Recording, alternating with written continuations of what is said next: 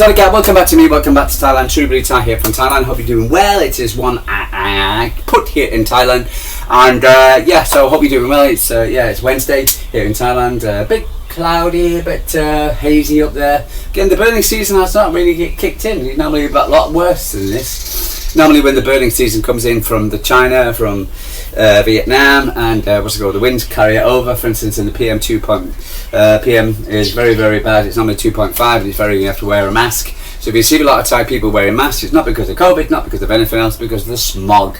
And you're told not to run, and you're going to see a lot of phalanx. I saw so many videos now of bad phalanx at the moment, fighting and arguing. And there was a couple of videos yesterday, for instance, of phalanx, riding motorbikes, beard, moustache, black t-shirt, black hat, usual shit, going down, especially in Phuket, down one-way streets, for instance, going down, big, look at me, honestly, it's bordering on pathetic. And I saw a Facebook, a Phuket group yesterday, and a guy saying, where can I rent a motorbike in Thailand and come to Phuket? And for instance, quite a few people were saying, yeah, I know a lot of people are having motorbike accidents in Thailand, and you can clearly see, you know, even if you're doing everything correctly in Thailand, with a motorbike, wearing a helmet, t-shirt, illegal not to have a helmet on, illegal not to wear a t-shirt, illegal not to have underwear on, illegal. So regardless how much you love Thailand, if you don't respect the law of Thailand, etc., how can you expect them to like you, for instance? And there's a Thai website now saying phalanx go home, because they're getting sick and tired of it. It really is. So for instance, I know you're having this issue with migrants, but in Thailand, etc., we've got an issue with phalanx not obeying the law, and it's dangerous, and people are having bad accidents, from minor accidents to death. And there's a British guy, on a 24-year-old on a life support system at the moment, and his mum's giving the old woe is me, and you might say, oh, that's not very nice, but I don't care, because you see it every minute of every day. So yeah, anyway, guys, let's focus. Please, I'll just say, it's my public service tonight. Coming to Thailand, respect. Okay, guys. Anyway, so let's move on. So we've got a game today, for instance, tomorrow morning for you guys. Today for you guys, tomorrow morning for me, 2 a.m. in the morning, 2:30. Is it 7:30? 7:30? 7:30. So it's 2:30 in the morning for me, Thursday morning. Against Fulham. We're looking forward to the game. It's going to be a big, massive game, because again, if we can get it back to 3 points, because of what's happened to Arsenal playing on Thursday. I think Brentford. And if we don't win today, for instance, or English time, for instance, we are going to what's the point? And if we're going to have a chance of winning the Premier League title, etc., we've got to win these games. We can't just win one great game, have great result, and then go and then lose against, for instance, what do you call it? Lose against Fulham. For instance, I'm just sat there looking at yesterday's results, and Newcastle beat Spurs 2-1, and Spurs were back to our usual garbage, and it just makes me angry at the fact that it could have been down to 1 point, the Premier League title, if we would have beat Spurs. So yeah, but again, we can't dwell on the past, etc. We've got to look forward to the future and what we can control, and we can control what we're doing today. So it's a massive game. If you're going to game, big up to you guys, etc. Enjoy the game. I've just seen the new North Stand, etc., and how it's going to look. I know there's a lot of issues about tickets and via GoGo, and I was listening to Dabs and Big Steve, talking about that, and Mancunian Way as well. I can't remember the gentleman's name at the moment, doing a fantastic job. Great, and talking about the game, for instance, and also what's happening at the Etihad at the moment as far as ticking game, because we're back to we're back to empty seats again, aren't we? So, and of course the mainstream Southern-based bias media, Sam, shut up your face, and what's his name, Cook. We're all having a bit of a chuckle, and of course, so that's back to that. So it was either 115 or empty seats or anything else they want to mudsling at Manchester City, the mainstream Southern-based media, and they will have a field day if we do not get anything out of today. today's game, etc. Wednesday's game. Anyway, guys, let's have a quick look through the match preview. Man City were around 10 minutes away from crashing out the tackle league race after falling 9 points behind the leaders Arsenal, but Pep Guardiola's men fought hard back like two champions to claim an important 2-1 victory against Liverpool in dramatic fashion at the stadium at Liverpool, where they had previous won just once in 10 games under the Catalan coach. I think we have our fourth win in 40 games, I think, yeah. But that was the 84th minute equaliser, was followed by Erling Haaland's 93rd minute penalty, helping the citizens to reduce the gap to the summit by 6 points. City could close the gap to just 3 points with a winnable for Fulham before the Gunners travel to Brentford on Thursday. Guardiola and co will welcome a return to the Etihad, where they have accumulated 44 points from plus 51 available across the last 17 Premier League home games. 1-14 drew to lost 1, and were unbeaten their last 11 in front of their own fans. 1-9 drew 2, with only Sunderland 12 enjoying a longer beaten home run. Man City should be confident of the success on Wednesday, as they have won each of the last 19 encounters against Fulham in all tournaments, and prevailed in all of their last 16 Premier League matches with the Cottagers. Both of these impressive wins turned as are the longest one teams has ever had against another in the English football league history. So there you go. The omens are putting towards Manchester City, having been beaten by Fulham.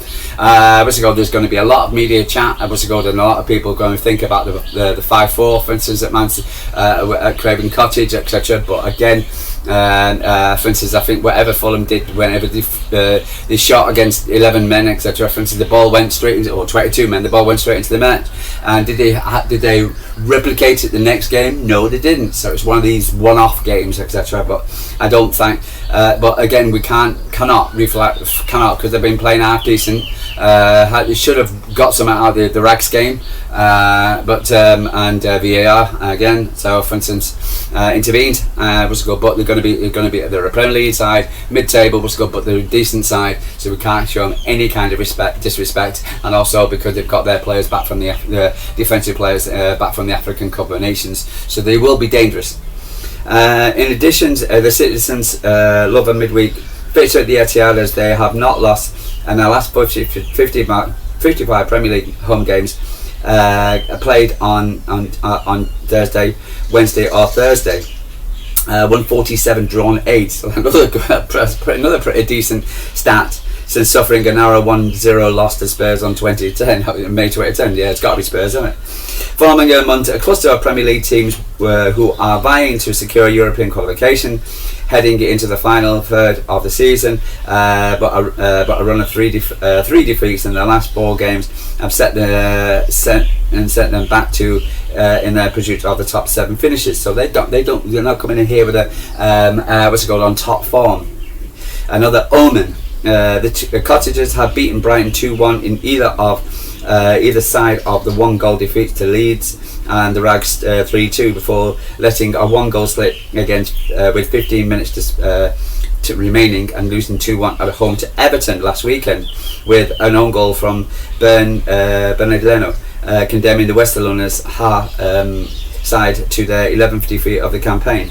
Head coach Marco Silva lamented Fulham's lack of ruthlessness in the final third, and how they stopped playing against Fulham in the second half after dominating the first 45 minutes. The Cottagers have subsequently slipped to 10th in the table and 4 points behind Brentford in the 7th spot. A swift return to the winning ways could prove challenging for Fulham, who have only won 1-3 of their 44 Premier League away games against teams starting the day on the top 3 of the table. Another omen, drawing 9, losing 32. So they don't do well for teams at the top of the table. Beating the Rags in October 2003. There you go. Spurs in March 2013 and Chelsea in December 2024. As the manager, Silva has lost all 13 of his top flight battles against Man City, the most one manager has faced an opponent with a 100% loss rate, while Fulham have lost each of their last 8 visits to the blue side of Manchester. There's only one side of Manchester, and that's Manchester City. Blue, the other one's in Salford. By an aggregate score 25-4. So even though it was a good, it's all pointing to a City win, but again, you never know.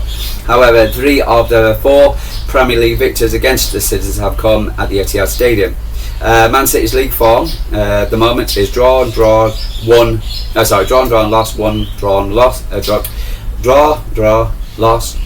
draw, 1. So a bit of a traffic light system going on there, City. So we need to get another green on that one. Fulham's Premier League form: draw, 1, loss, 1, loss. So team news: Man City's Jeremy Doku, Savinho, Josko Gvardiol, Marko Kovacic all remain in the treatment room, but John Stones is back according to Pep Guardiola, and therefore could be selected for the matchday squad. On the bench, I expect. Meanwhile, Kuznetsov is available for selection after coming off against Liverpool with a concussion substitute. But the old spec defender set to battle with Ruben Dias for the start of the central defence alongside new signing Mark Gahey. I think I would have, again, for instance, there was nothing wrong with him. I think Kuznetsov. I think he was. I thought he was going to have to stop for 10 days, not play for 10 days, but he appears that, for instance, he's fine. So I would have him with the team over Diaz at the moment, because again, for instance, we don't want to rush Diaz back, even though Diaz did okay. So I would have him in the team, partnering in Gahey. Haaland have been involved in 10 games in just 7 Premier League appearances. 10 goals in 7 Premier League appearances against Fulham, 7 goals, 3 assists, and he could be support with attack with Anton Semenko, who also been involved in 5 goals in his last Premier League games against Cottagers, 3 goals, 2 assists, having the hand in all 3 of Bournemouth's goals in the 3-1 win early in the season. 2 goals, 1 assist. Both Semenko and Omar Mamouche provide support in the attack for Haaland against Liverpool, but Guardiola's may be tempted to recall one or both of Ryan Cherki or Phil Foden on Wednesday. Don't think Foden will be in. I think Foden will be set for Salford at the weekend. But the latter of whom scored twice in the aforementioned 5-4 victory for City at the Craven Cottage. As for Fulham, Sisat Lukic is still recovering from a thigh injury, while captain Tom Carney missed the defeat to Everton with a calf issue, and the midfielder remains unavailable for selection. So the captain's out, another plus. Silva will be considering making some changes in defence with the right back Kenny Tetler, centre back Calvin Bassey, and left back Anthony Robinson are all pushing to recall and the expense of Tom Cassini, George Cresini and Ryan Session, respectively. January signings: Oscar Bobb, welcome back to Oscar, joined Fulham from Man City and reported at £27 million, and made his debut will make his debut against his club against Everton. The Norwegian is not expected to displace top scorer Erling Harry Wilson, who was 9 goals to his name, his team, but he could put Samuel Chukwueze starting spot under threat. Expected team lineups for Man City: Donnarumma, Nunes, Diaz, Guardiola, Agnori, O'Reilly, Rodri, O'Reilly, Bernardo, Cherki, Semenko and Haaland. If I was going to change that, I would definitely put in Kuznetsov for Diaz. If it's okay, I would definitely put I'll keep Bernardo and Cherki in, start Cherki. Rodri maybe for Nico Gonzalez for Rodri, see how he is. But again, for instance, Rodri didn't do too bad, as long as we keeping what we did against Liverpool, which is keeping the midfield tight, so we don't allow counter-attacking, because that's the only way they're going to do it. It's going to be low block against counter-attacking, and so we keep it tight. Bernardo and O'Reilly, who's doing well, so we need to keep midfield tight so we don't allow transitions. The formations again, it's going to be massive. Fulham are expected to Leno, Teti, Anderson, Corona, Robinson, Iwobi, Berger, Wilson, Smith, Rowe, Chukwueze and Jimenez. Okay, right, they're saying 3-1 Man City, but we'll never know. What's the goal again? It's just, the omens look good, but you never know. What Peps been saying, whether John Stones is ready to start, he will make 3 or 4 training sessions with us to the team after 2 months in and out, step by step. Yeah, he will be step by step. I think if anything he'll be playing against Salford, but other than that, the weekend for the FA Cup against Gary Neville. I hate English flags. I love Starmer. Was good against his team, 8-0 last time we played them. Pep Guardiola, I'm pretty convinced about diagnosis when we play good, why we play good, why we don't play good, and when we play the type of players in the middle we can do in certain ways. We have another type where we can defend certain ways. So he's absolutely convinced. He knows exactly why Man City drop off. So, but let's see here, for instance, if we don't drop off in the second half, all eyes will be on the second half. City will probably come out flying. Hopefully we can continue flying, etc. in the second half and don't give Fulham a sniff. Tiana Ryan, was my first season with him and Ryan Cherky. Ryan ignoring Nicholas Riley for the first time in the middle. There are many things, Nico Gonzalez, Abdiba Kuznov arriving 1 year later. There are many things that I need to know about these players, with these players, and these players can play. How we play with Rodri, Tiana, Ryan, Phil, Jeremy and Erling together. We saw it's during 6, 7, 8 months with Bernardo Silva, Nico or Rodri in the middle. We'll play different, but differently. We're in the middle of the process to know each other, but the message is what we have to do defensively with options. We desperately need our fans. What's it called? He was calling on the fans yesterday. I'm sure the fans will turn up today against Fulham. Pep Guardiola and Erling Haaland. He's taken a lot of responsibility. He wants to help the team, to help all the time. The way he celebrates, he wants desperately to help the team on the club. But I always say to him, don't put too much pressure on yourself. Go there and rely on instinct and your movement. We cannot forget Erling Haaland, not 29, he's 30 years old. He's a young, he's not 25, 30 years old. He's a young and is part of the process. Every season he lives, he's a better player for the next. He knows his body, he knows what it means to play every 3 or 4 games. Gets a lot of crap from the mainstream media and some of our own fan base. It all talks a lot about hurling, and still believe in one good action, the keeper, central defence, you have a chance. Yet people don't believe that anymore. Rodri is makes 40 to 50 to 60 passes per game. With his passes, he breaks the lines. He's the only one who can do that. So I expect him to play. Rodri, if it didn't happen that happened last season. This season when he's fit. So okay. We desperately need our fans. I think our players deserve the support, and we have the way. Always have the Etihad Stadium, but we need them desperately tonight. Right, okay, so Devine Mustaka don't doing too bad yesterday. Saw the diving from Arsenal players at the WSL, what's it called, in the foul on Lauren Hemp was disgusting. The diving of the Arsenal players, what's it called, in the penalty area to get their win. That's the reason why, But I think they were a better team overall in the first half, but City were better. But we should have definitely come out there with a point in the WSL. So, but as far as the Premier League tonight's game is, I do feel that, for instance, will have enough, should have enough. I'm expecting a 2-0 victory for City, for instance, and even go for a 3-0 victory. They will always be difficult, and because they're a Premier League side, they're battling. They're not going to expect, again, for instance, they're in a half decent side. I don't think it would be as crazy as a 5-4. I think Man City will win it comfortably 3-0. So for instance, but it's good. We're getting a lot of players fit now. For instance, we've got Salford at the weekend, etc. So we can rest a lot of players. So but it's looking good at the moment. But again, the most important thing is that we need to turn up tonight. I'm sure the Man City fans will turn up tonight. I'll be turning up tomorrow morning or tonight or whatever. And I hope you guys will do so. So but I've got to keep the faith. We can do it. Again, the season's not over until it's over. The title race is not over till it's over, and we can do it. So blessed.